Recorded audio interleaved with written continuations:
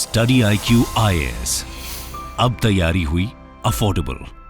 Hello, Namaskar, and Namaskar. My name is Pooja Dwivedi. Welcome to my class, The Daily Current Affairs, where we will learn significant events of the past 24 hours in such a manner that it is going to help you not only for your preliminary examination, but you will get a lot of content for your mains examination as well.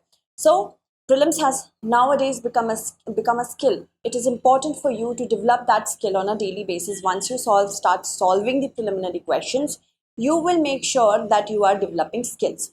I do not expect you to make notes in the class because I provide the notes through the form of PDF on my Telegram channel, that is by the name of Pooja Dwivedi UPSC. If you have any doubts or any strategy making doubts regarding the UPSC examination, you can contact me on my Instagram channel as well.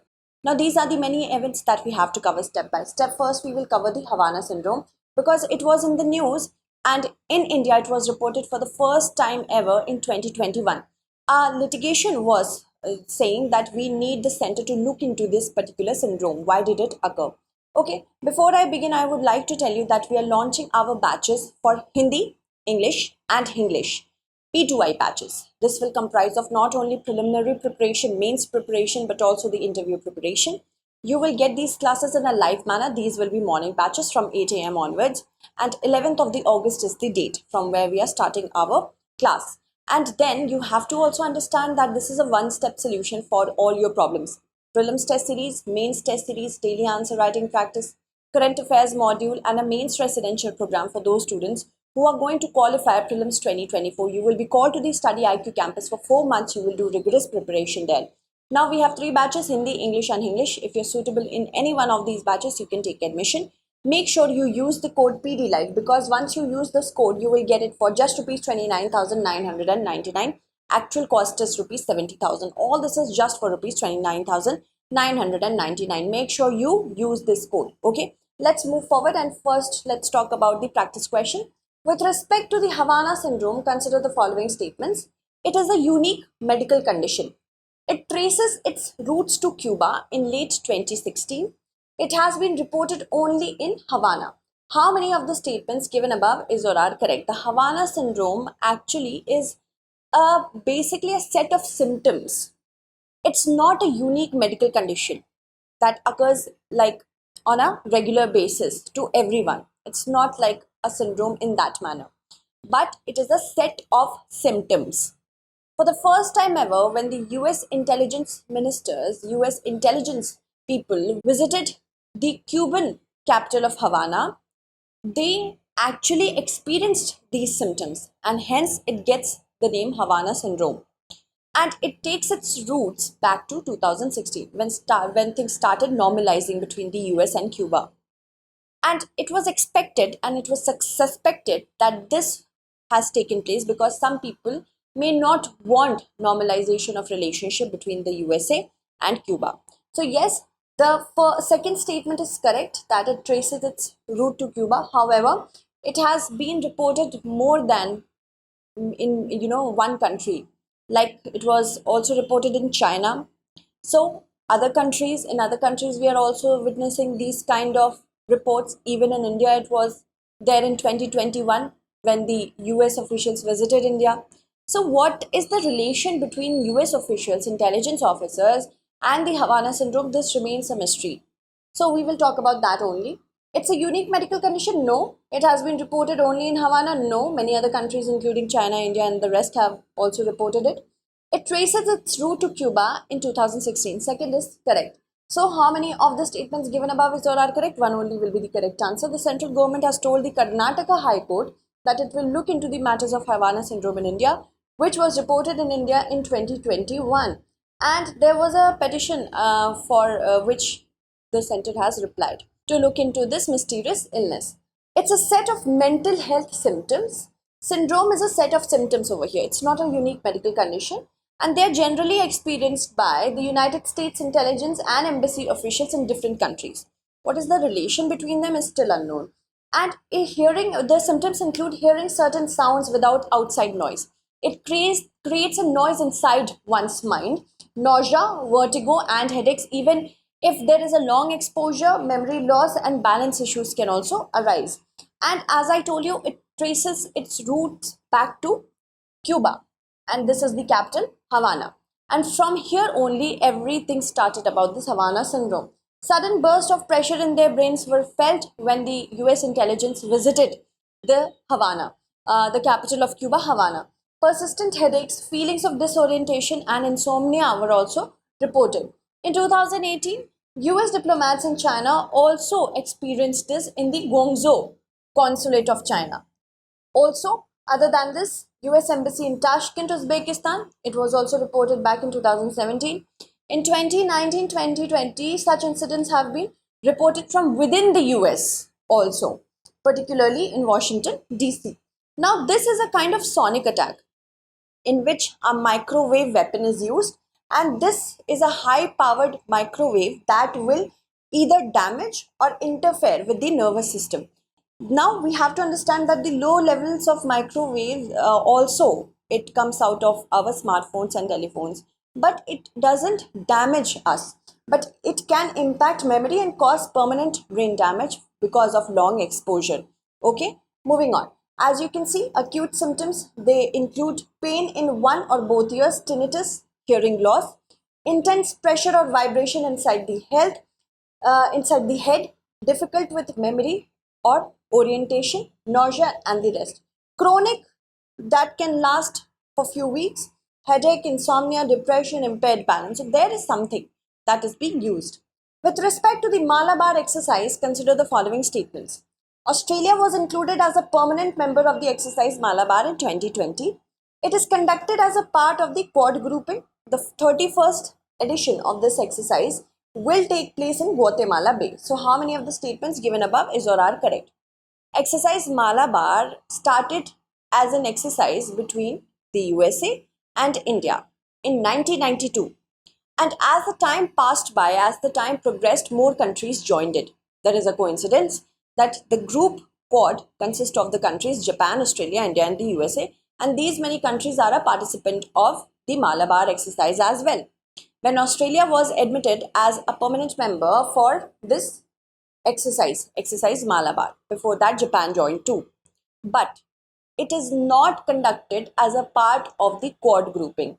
So second statement is incorrect. These kind of questions could come because UPSC wants to check if you know about the differentiation between an exercise that is being conducted between the same countries, amongst the same countries who are also a part of another grouping. Quad grouping is an informal grouping. It is not even a formal grouping. If you will search for Quad will always come as an informal grouping. There is no institution such as Quad. It is just a grouping of like-minded democratic countries who want to ensure that the Indo-Pacific remains free. But Malabar exercise is just a manifestation of that ideology. It is not conducted as a part of the Quad grouping. So second is incorrect. Okay. Australia was included as a permanent member in 2020. That is correct. And 31st edition of this particular exercise will take place of Sydney in Australia. Okay. Off the coast of Sydney. Okay. So first statement is correct. Second statement is incorrect. Third is also incorrect. How many are correct? One only will be the correct answer. The 31st edition of the Malabar exercise will take place of Sydney, and these are war games. Okay. And it will take place from August 11th to 21. And also Australian government, the Australian Prime Minister has requested Prime Minister Modi's presence in Sea Power Conference, which is going to happen from November 7th to 9th, and the Prime Minister will definitely, he is likely to join it. Of course, when it comes to Indo-Pacific, we must join it. Now, the Malabar exercise is a multilateral war gaming exercise started in 1992, also took place in 1995 and 1996. There was a break in 2002. Why? Because of the nuclear test that was conducted by India. After that, from 2002 onwards, the exercise has been conducted every year. So this is an annual exercise. UPSC can also ask us that this is a biennial exercise or a triennial exercise. No, it is an annual exercise since 2002. Okay. Japan and Australia first actually participated, both these countries participated in 2007, but China got irked by Australia's participation. So Australia wasn't a permanent member of it. However, since 2014, India, USA and Japan participated in the exercise every year. But in 2020, when relationship between Australia and China soured, then Australia became a permanent member of the Malabar exercise. Okay. Now, moving ahead to the next question with respect to the Inter-Services Organization Bill 2023, consider the following statements. It is important that you know about such bills, which are specifically passed in the monsoon session because it can go a long way for your winter session as well as the budget session. So whenever important bills are passed, it is important for you to take note of them, specifically those ones which have a high probability of becoming an act. Okay, so it's an enabling act and it doesn't propose any change in the existing services act. Service personnel, when serving in or attached to an inter-service organization, will continue to be governed by the respective services act. So which of the statements given above is or are correct? See, this particular act does not make any kind of changes in the different acts that govern the army, the navy and the air force, but it is an act which will ensure that there is convergence between all these three, because nowadays war is not just conventional but unconventional as well. In order to ensure that all the three services of India are in line with each other, this is just an enabling act for them, okay, to ensure coordination. So first statement is correct, it is an enabling act and does not make any sort of changes in the current services act. Okay, service personnel, if they are having their own governing acts, they will abide to that only.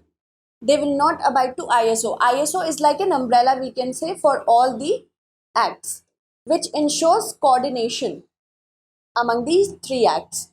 Okay, so first statement is correct, second is also correct, both 1 and 2 will be the correct answer. What was the necessity of this bill? It was necessary to strengthen the armed forces, that is army, navy and the air force, in the view of the global scenario. The emphasis, it emphasizing that only through better jointness and integration can the military work better.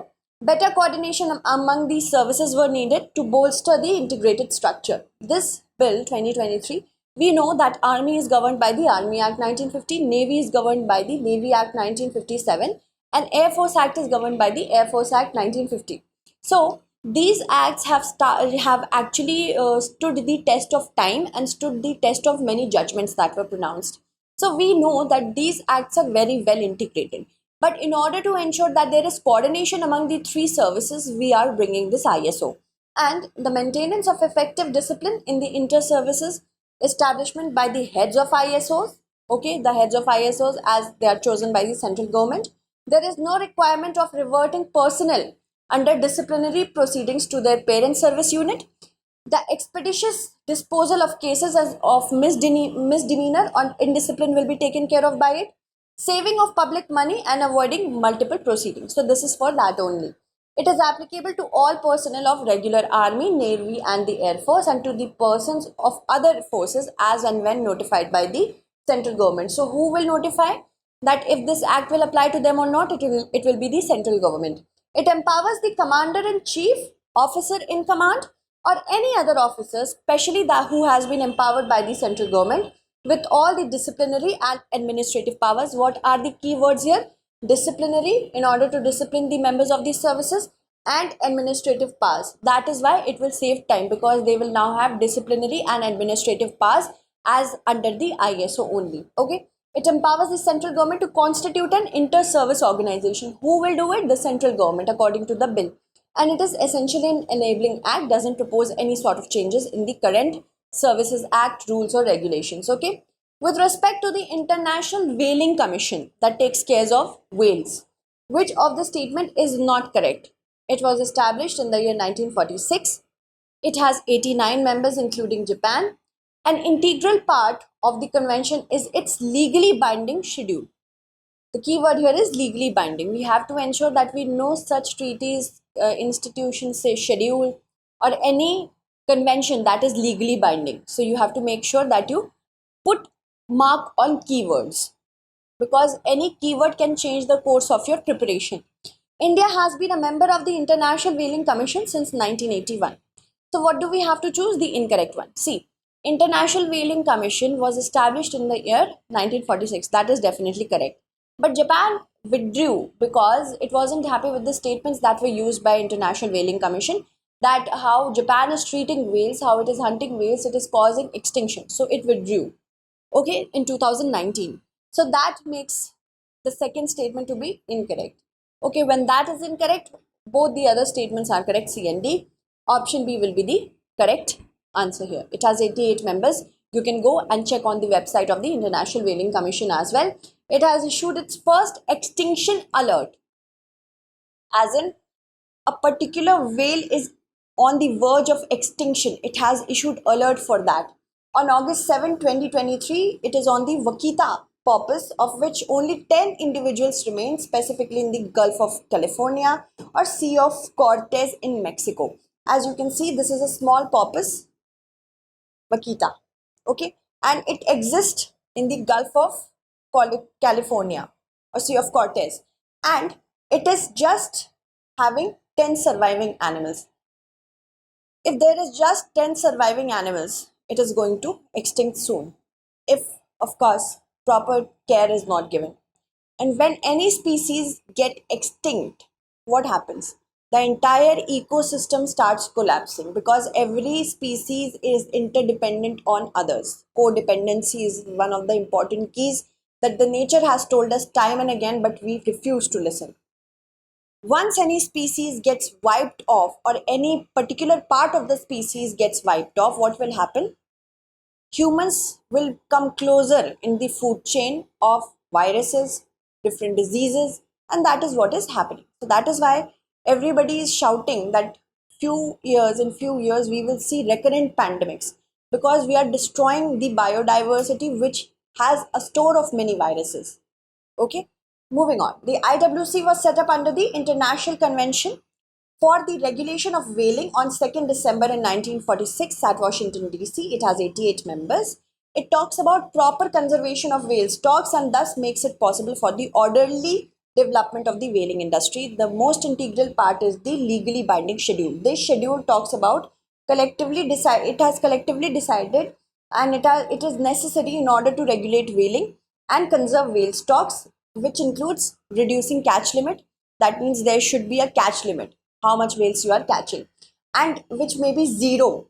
It can also be zero when it comes to commercial whaling, by species as well as area. Two things are there, on species and on areas. Designating specified areas as whale sanctuary. If any part of the ocean is important for the development of whales, it can also be called as a sanctuary. Protection of calves, that is baby whales, and females which are accompanied by calves or baby whales. Restriction on hunting methods as well. India has been member of the International Whaling Commission since 1981. Japan withdrew from it on 30th June 2019 and resumed the commercial whaling in July 2019. Now, as there were restriction on commercial whaling, now there are more than 10,000 dolphins and a few whales that are present in India. And these are found across the east coast, including Andhra Pradesh, Odisha and West Bengal. And for the first time, 150 Riso dolphin species were also found in India, and these were along the Paradeep area. Okay, Riso dolphins. Moving on. Which country has recently set a target of facilitating entry of 30,000 Indian students by 2030? USA, UK, sorry, not USA, UK, Australia, France, Spain. The correct answer to this question, just remember Bastille Day. When the Indian Prime Minister went to Bastille Day, there were promises which were made, including increasing of Indian student diaspora in France and also businesses. So the correct answer to this question is option C. Before this, also France did set a target of achieving certain number of Indian students by the year 2025. Now it has gone up to 30,000 Indian students by the year 2030. Okay. So France's goal to welcome 30,000 students from India by 2030 is welcomed. And it has also proposed that whoever Indian student is going to pursue French master's degree, they will have an opportunity to work and explore professional alternatives in France during their 2-year post-study work visa, because they get work visa as well. This is for 2-year period. Now in 2021-2022, more than 4 lakh foreign students applied to study in France, out of which 10,000 were from India. Many universities from France have opened their satellite univs in India, and NEP 2020 opens up this particular opportunity. A student says that France has a good standard of living and career growth opportunities, but language has become a barrier. Now English is being encouraged there, so that language doesn't stay a barrier anymore. Which of the following is not a member of ECOWAS, which is a regional bloc? Initially, it was developed to ensure that there is a common currency among these countries which are a part of ECOWAS. But now, military interventions are expected from ECOWAS on Niger because, of course, Niger, we are seeing a coup, and this coup is not working well for the countries there. Niger, Liberia, Algeria, the Gambia. Except Algeria, all the other members are a part of ECOWAS. So the correct answer will be Algeria. Okay. General Abdul Rahimane Chiani, he has been made the head of state of Niger after ousting President Mohamed Bazoum. And now there is a news that the Russian Wagner group is very active there. However, it was active before we heard its name in Ukraine, when it fell out of favors with the president of Russia, Vladimir Putin. So the regional bloc, ECOWAS, or the Economic Community of Western African States, has been also playing an active role. They will have a meeting about it as well. Moving on. This is known as CEDEAO in French, and it's a regional group which was established in the year 1975, consists of 15 countries, including Gambia, Cape Verde, Guinea-Bissau, then we have Sierra Leone, Senegal, Guinea, Liberia, Cote d'Ivoire, Ghana, Togo, Benin, Burkina Faso, Mali, Niger, and Nigeria. So these are all the members of the ECOWAS. It was established by the Lagos Treaty to promote economic integration, and it has 15 members, including these many I have already told you. Around 400 million people live in this region. Initially, it was developed to ensure that there is a single common currency, and also it wanted to become a single trading bloc to ensure that there is development in industry, transport, telecommunication, and many other matters. And it wanted to ensure that it becomes a borderless region, it becomes one country in itself. And it should be well integrated, which follows principles of democracy. Right now, there is no democracy in Niger. Rule of law and good governance, all are missing from Niger. With respect to the Quit India movement, consider the following statements. The movement was entirely free of violence. Quit India was coined by Yusuf Meher Ali, who was also a freedom fighter and served as Mumbai's mayor. After the defeat of the Cripps mission, the resolution of the Quit India movement was approved at the Calcutta session.